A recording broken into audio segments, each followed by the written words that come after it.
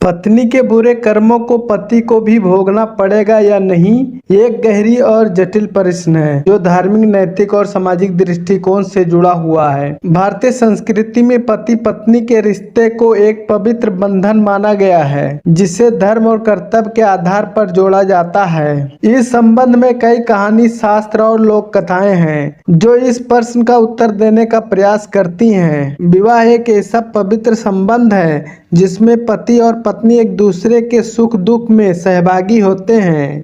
हिंदू धर्म में विश्वास है कि पति और पत्नी के बीच 7 जन्मों का रिश्ता होता है। वे दोनों एक दूसरे के कर्म फल को भी साझा करते हैं। यदि पति पुण्य करता है तो पत्नी को उसका फल मिलता है और यदि पत्नी पुण्य करती है तो उसका फल पति को भी मिलता है।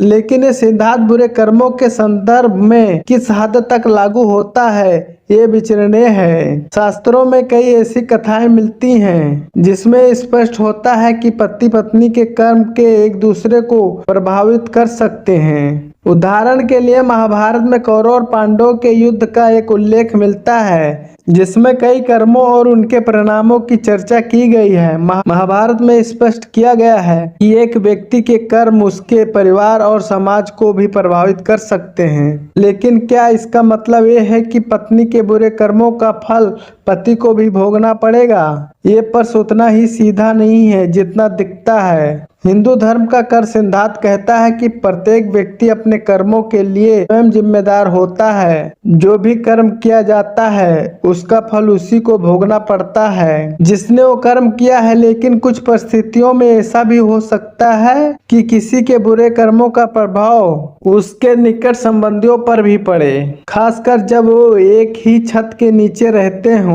या जब उनके जीवन पर उन कर्मों का प्रत्यक्ष प्रभाव पड़ता है। अगर पत्नी कोई बुरा कर्म करती है तो उसके प्रत्यक्ष और अप्रत्यक्ष परिणाम उसके पति पर भी पड़ सकते हैं। ये विशेष रूप से उन मामलों में सच हो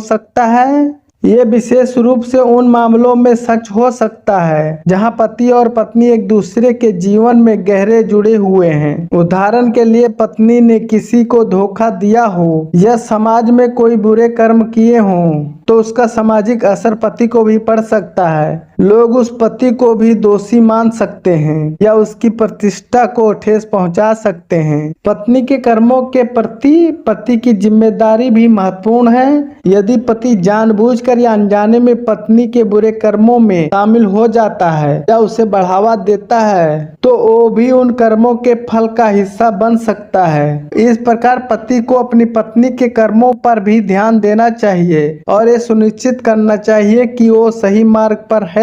पति का कर्तव्य है कि वो अपनी पत्नी को धर्म और सत्य के मार्ग पर चलने के लिए प्रेरित करे। भारतीय लोक कथाओं में ऐसी कई कहानियां हैं जो इस विषय पर प्रकाश डालती हैं। एक कहानी में राजा की पत्नी ने एक संत को धोखा दिया जिसके परिणाम स्वरूप पूरे राज्य को अकाल का सामना करना पड़ा। राजा ने तब संत से क्षमा याचना की। अपने राज्य को बचाने के लिए पत्नी के बुरे कर्मों का प्रायश्चित किया। ये कहानी से सीख मिलती है कि कभी कभी पत्नी के बुरे कर्मों का प्रभाव पति पर भी पड़ सकता है, लेकिन इसका समाधान प्रायश्चित ही है और धर्म के मार्ग पर चलने के लिए निष्कर्ष है। पत्नी के बुरे कर्मों का फल पति को भोगना पड़े या नहीं, ये पूरी तरह से उस विशेष परिस्थिति पर निर्भर करता है। हालांकि हिंदू धर्म का मूल सिद्धांत यही है कि हर व्यक्ति अपने कर्मों के लिए स्वयं जिम्मेदार होता है। फिर भी पति और पत्नी के बीच का गहरा संबंध इस बात को सुनिश्चित करता है कि वे एक दूसरे कर्मों के परिणामों को भी किस हद तक साझा करते हैं। इसीलिए आवश्यक है कि दोनों अपने जीवन में सत्य, धर्म और नैतिक के मार्ग पर चलें